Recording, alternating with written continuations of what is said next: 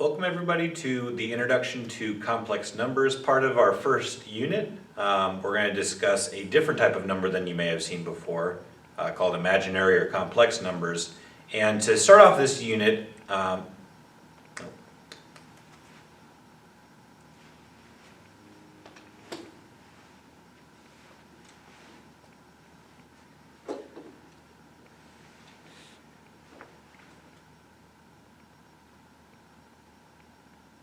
hello everyone, welcome to the complex numbers part of our first unit. We're going to be talking about a different type of number than you've seen before. So our lesson is going to be about what complex numbers are, how we can simplify different expressions involving them. And what I want to start out with is taking a look at a few different types of expressions you've seen before and some you may not have. And have a calculator ready, whether it's online or in person. I want you to try typing in these 4 different numbers into that calculator and seeing what you get. Okay. If you've done that, and you might already know how to simplify a couple of these just in your head, the square root of 4, seen before, is a 2 because 2 times 2 is 4.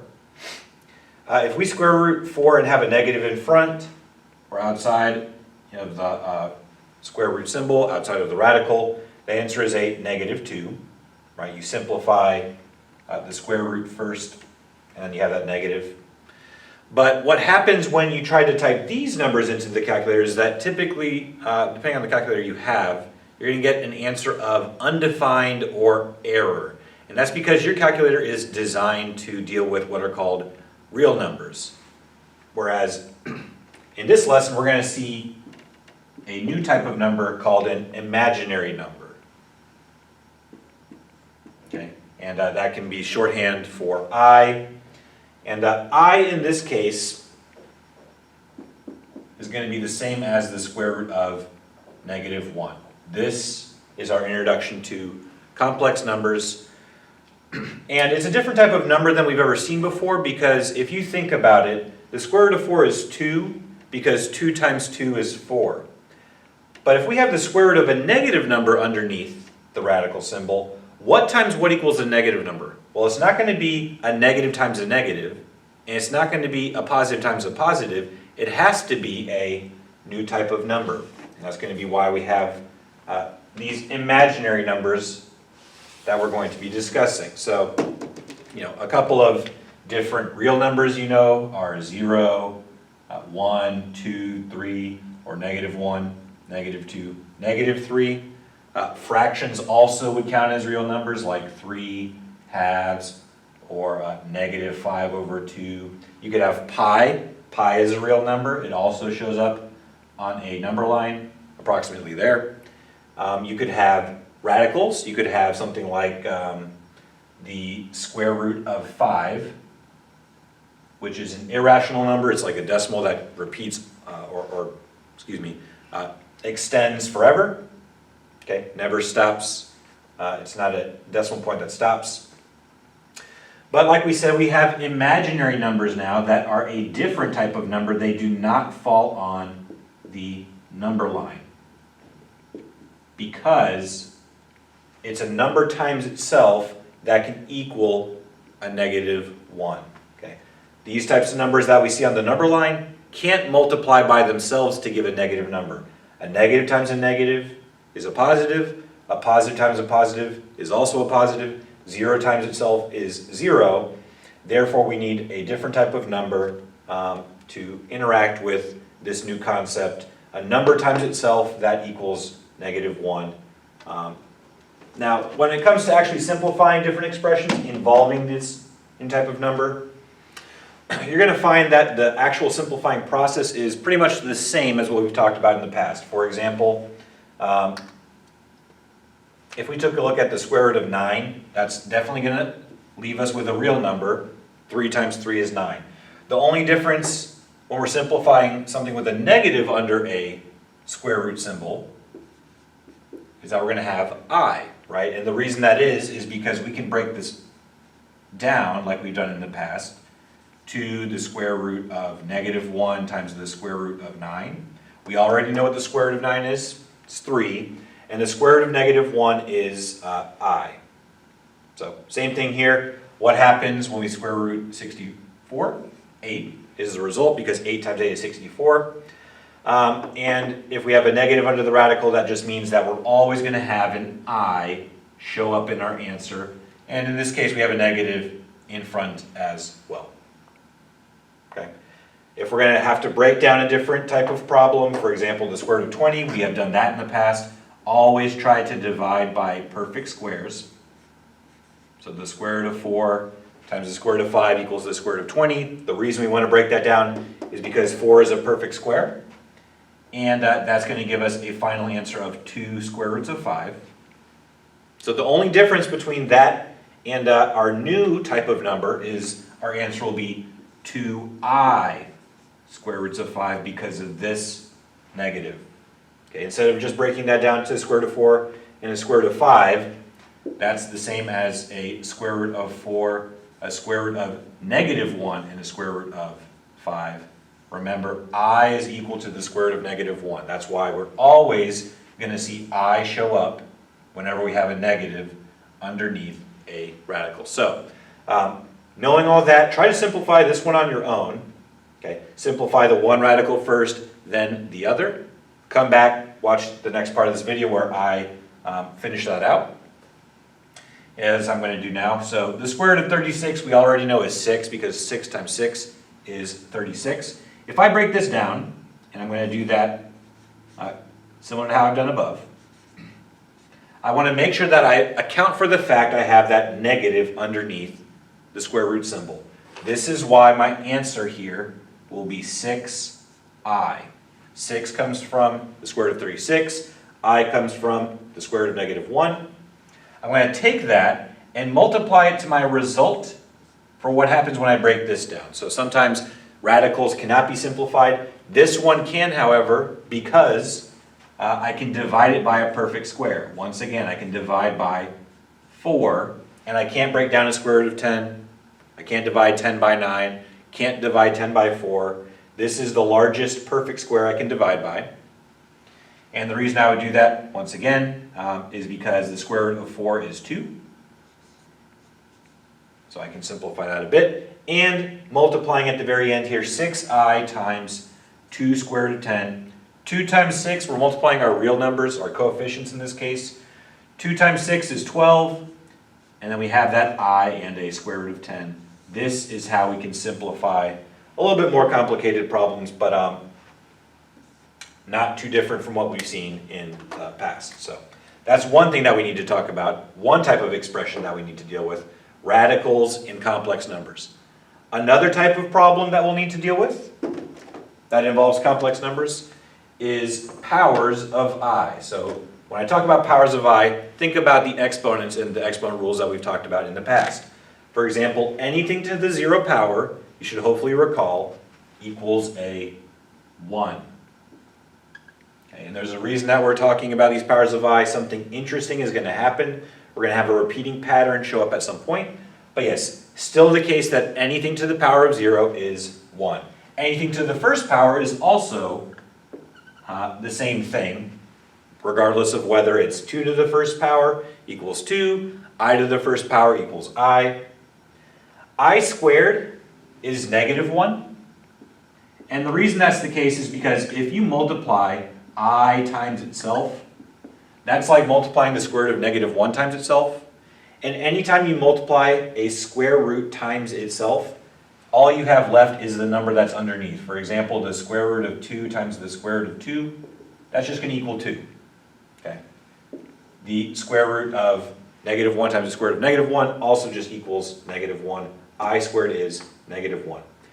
I to the third power, well, from our product rule that we've talked about in the past, that has to be the same thing as, for example, I squared times I to the first, because our product rule says that when we have two numbers that have the same base, add the exponents. This is like 2 plus 1, which is 3. And that's helpful because we already know what I squared is. It's negative 1. We already know what I to the first is. It's I. So what happens when we multiply negative 1 times I? Negative 1 times I is negative I. Okay. And that takes us to where our pattern is going to start to repeat. I to the 4th power. That's going to equal 1 because it's the same thing as I squared times itself. 2 plus 2 is 4, right? By the product rule. Why is that helpful? We already know what I squared is. That's negative 1 times negative 1. That equals positive 1. Negative times negative, positive. I to the 5th is going to be the same thing as I to the 4th times I to the 1st. I to the 4th is just 1, and I to the 1st is itself, so 1 times I is just I. And hopefully you're starting to see this pattern that's emerging. 1I, negative 1, negative I. 1I, what do you think is going to come next? Negative 1, negative I. When you increase your powers, every 4th iteration, the pattern starts to repeat. Okay? Now, why is that helpful to see this pattern? Why is it helpful to know that the pattern is always going to be 1I, negative 1, negative I? Well, let's take an example of a large power, something like I to the 67th. What is that going to equal? Well, I could, on my hand, count out 1I, negative 1, negative I. I could do that 67 times. That's way too long. Instead, what we can do is, because our pattern repeats after every 4 times, if we divide our exponent by 4, so I'm going to do that here, 67 divided by 4, that's going to equal 16.75. I'm not really so interested in the 16 here. I am very interested in this decimal, right? Think of how there's 4 quarters in a dollar, and we're dividing by 4. Whatever that decimal is going to tell us what our simplified answer should be. 0.75 is the same thing as negative I. How do I know that? Well, I already know that, for example, I cubed equals negative I, right? We just looked at that on our chart. I cubed is negative I. 3 divided by 4, if we use that same rule, 3 divided by 4 is 0.75. So that means that these two expressions, I to the 67th power and I to the 3rd, they both have to equal negative I, right? The repeating pattern dictates that, because 3 divided by 4 equals the same decimal as 67 divided by 4. The same decimal means the same answer. Both expressions equal negative I. The pattern repeats, and that's how we know I to the 67th equals negative I. My question for you, and you can stop the video here, is what other examples can you divide by 4? What other powers or exponents can you divide by 4 that gives the same decimal? Because those answers will also simplify to negative I. So does 46 divided by 4 have a decimal of 0.75? You should see that it does not. Okay, it's going to be a 0.5. This is going to simplify to a negative 1. If you divide 111 by 4, you should see that the decimal is indeed 0.75. Okay, now again, the number in front, 16, is going to be a little bit different than, I believe that's 26. But we're looking at the decimal here. The decimal is what dictates where on the repeating pattern this is going to fall.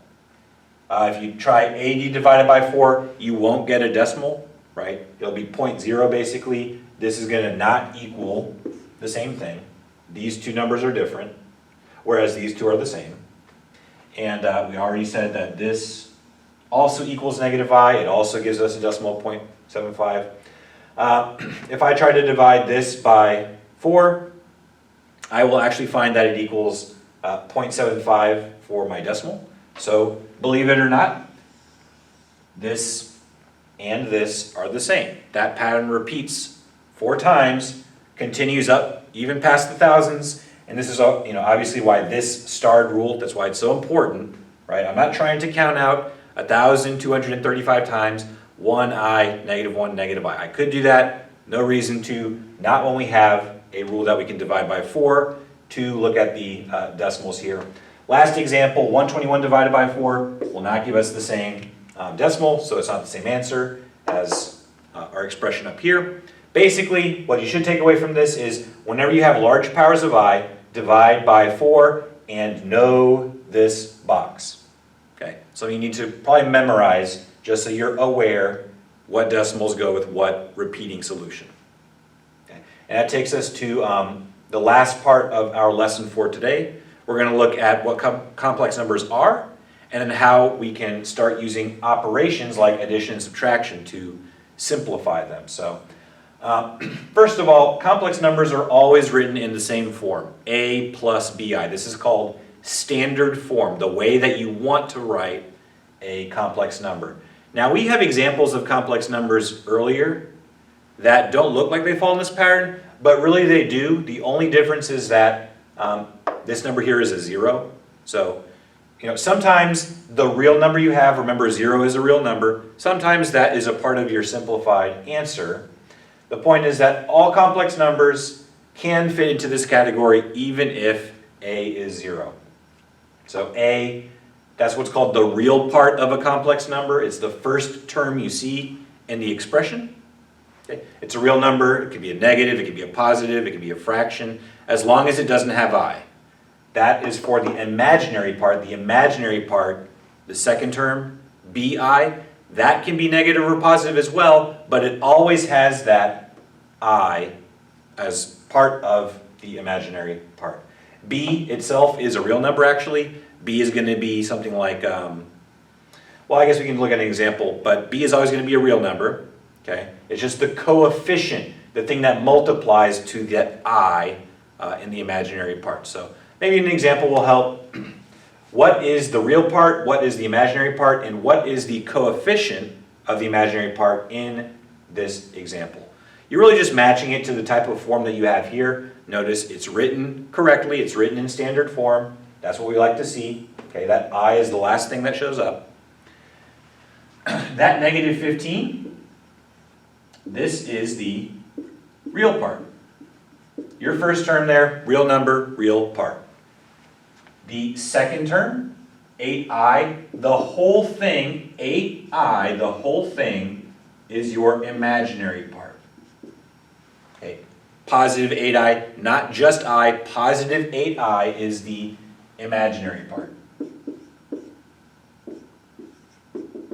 The coefficient is where you see something a bit more specific, right? The coefficient is 8. So for this problem, coefficient is at positive 8. Now if it was a negative 8, it would be a negative 8. In this case it's a positive. You're multiplying I, in other words, by a positive 8. And the reason that this is so helpful is that we are going to see how we can add and subtract based on the information that we now know about real parts versus imaginary parts.